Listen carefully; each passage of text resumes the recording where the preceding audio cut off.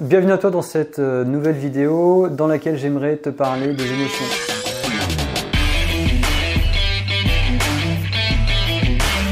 Alors si tu as beaucoup de vagues émotionnelles, si tu es très sensible, voire hypersensible, si tu es en général complètement emporté par tes émotions, tu as peut-être déjà remarqué qu'on parle souvent de contrôle des émotions. Comment avoir une gestion émotionnelle stable, etc., etc. Et cette notion de contrôle, elle me dérange. Voilà, elle me dérange beaucoup parce que si je m'appuie sur tout le chemin que j'ai avec la voix, quand on cherche à chanter, quand on est connecté au corps et qu'on a une voix qui est fluide, qu'on a finalement un corps qui chante et qu'on laisse le corps chanter, on n'est pas du tout dans le contrôle et pourtant c'est dans ces moments-là qu'il se passe quelque chose de merveilleux, de magique avec la voix, où tu es connecté à l'instant présent.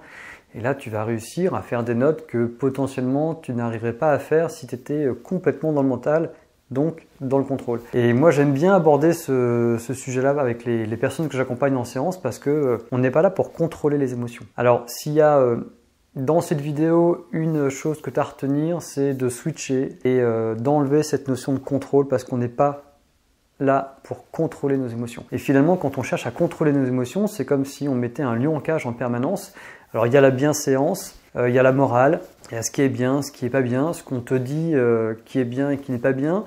Parfois, c'est la religion qui dit ça. Parfois, c'est aussi voilà, notre héritage judéo-chrétien en France qui dit ce qui est bien, ce qui n'est pas bien. Et en tout cas, ce qui est super important, c'est de savoir ce qui est bon pour soi, déjà. Mais on est souvent dans des stéréotypes de contrôle. Voilà, on va te dire aussi, par exemple, que la colère, c'est pas bien. Alors évidemment, hein, on n'est pas en train de défoncer une maison et de taper sur tout le monde quand on est en colère. Mais j'aimerais juste attirer ton attention sur cette notion-là. C'est qu'on n'est pas là pour contrôler les choses. On est justement là pour écouter et se laisser traverser par les émotions.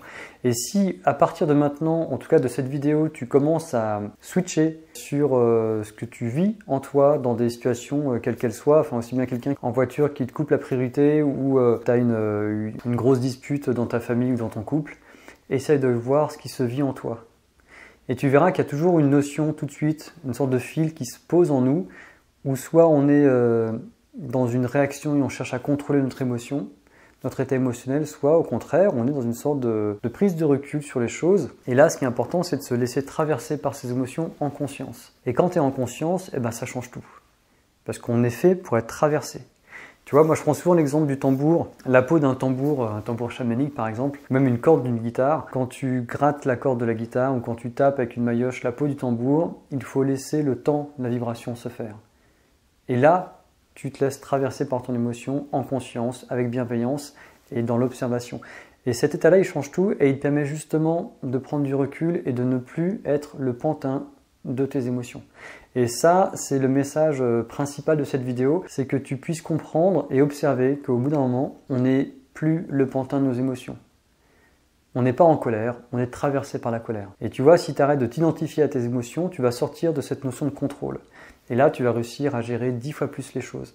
Tu vas réussir à ne plus être emporté par tes émotions. Tu vas juste les vivre et te laisser traverser par les émotions en conscience, avec bienveillance. Ça, c'est une notion, par exemple, qu'on développe et que moi, je partage en séance. Parce qu'au bout d'un moment, il faut dire stop, on n'est pas là pour contrôler, pour maintenir, pour écraser ou pour contenir. Tu vois, il y a dans toute cette nouvelle vague maintenant de développement personnel des personnes qui vont presque scinder en deux. Il y a les bonnes émotions et les mauvaises. Ben non, en fait. Il n'y a pas... La colère, c'est une émotion qu'on doit traverser, qui peut aussi nous faire grandir, qu'on peut réussir à transmuter, sur laquelle on peut s'appuyer pour évoluer. Mais comme la tristesse, on a besoin parfois de passer par la tristesse pour aller au plus profond de nous, de voir nos peurs, nos failles, ces points de détresse qu'on a à réparer, sur lesquels on peut poser un regard différent, un regard neuf. Et en fait, il n'y a pas de bonne ou de mauvaise émotion. Alors qu'on s'entende, hein. Évidemment que la joie c'est merveilleux et que le sentiment de liberté c'est merveilleux. C'est pas pour dire ça c'est mieux et la colère c'est moins bien. C'est juste que tout fait partie du tout et il y a un équilibre à trouver. Et donc il n'y a pas d'émotions qu'on doit contrôler, qui sont mauvaises, qui sont pas, j'allais dire un peu, qui n'ont pas bonne presse. Mais je pense que c'est intéressant de mettre un peu de recul et d'avoir une vision beaucoup plus large. Toutes les émotions ont une importance et ont un enseignement à nous donner. Donc à nous de nous laisser traverser par nos émotions et quelque part de se laisser vivre l'émotion, mais avec une observation, avec une conscience dessus. Et c'est ça la différence. Voilà, donc si par exemple toi tu es sensible, si tu te rends compte que tu tu te laisses emporter en quart de tour, que tu es une vraie bombe atomique, dès qu'on dit quelque chose tu pars dans les tours tout de suite, ou que ce soit aussi bien dans un autre état, tu es amoureux tout de suite en 5 secondes et tu aimes la personne que tu viens juste de rencontrer d'une manière un petit peu trop débordante, tu vois, il y a des choses à apprendre de ça, il y a des choses à comprendre qui vont te faire évoluer et qui vont te permettre aussi de sortir de cette notion de je contrôle mes émotions. Aussi bien je contrôle quand je donne ou je contrôle quand je reçois. L'idée, c'est que les émotions soient fluides et libres et qu'il y ait un mouvement. On reste toujours dans le mouvement.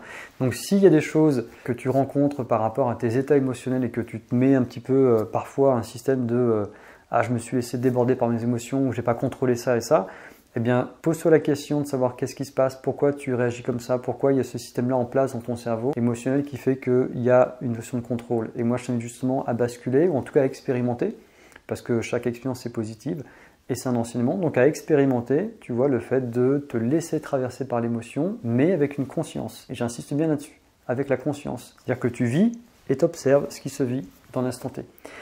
Donc, n'hésite pas à me laisser dans tes commentaires ce que tu es, ou avant et après l'expérience que je te propose dans cette vidéo. Si tu veux aller plus loin, si tu veux qu'on échange par téléphone, il y a un appel qui est offert et on peut en parler ensemble. Si tu veux encore aller plus loin pour un accompagnement, eh bien écoute, on en parle par mail sur mon site internet ou par téléphone avec grand plaisir. Quoi qu'il en soit, je te souhaite une belle expérience de switcher, de voir un petit peu comment on peut passer du contrôle à se laisser traverser en conscience par nos émotions au quotidien, quelles qu'elles soient. Et quoi qu'il en soit, je te souhaite plein de bonnes choses. Si tu as besoin, je suis là. Je te dis à bientôt dans une prochaine vidéo. Ciao et attention, je glisse.